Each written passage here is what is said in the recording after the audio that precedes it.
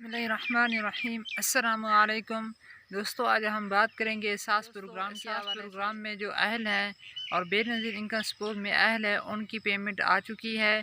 उनकी पेमेंट 2000 रुपये आ चुकी है, जो सस्ता पेट्रोल और सस्ता डीज़ल के हवाले से दी जा चुकी है। तो आप उन्हें करीबी सेंटर से भी वसूल कर सकते हैं।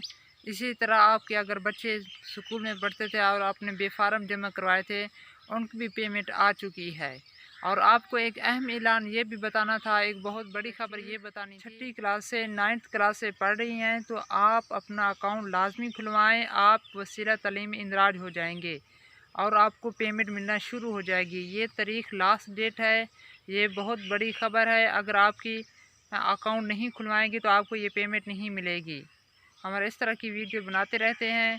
अगर आपका कोई सवाल है तो सवाल ज़रूर। पैसे भी आ रहे हैं, आपको भी मैसेज रिसीव होगा, और जब आप पैसे वसूल करते हैं तभी आपको मैसेज रिसीव होगा। और सस्ता पेट्रोल और सस्ता डीज़ल की पेमेंट जारी हैं, जो एहसास प्रोग्राम और बेनज़ीर में शामिल हैं। और जिन्होंने नए मैसेज किए 786 पर, वो इंतज़ार करें, उनको भी इंशाल्लाह जल्द मैसेज रिसीव हो जाएगा।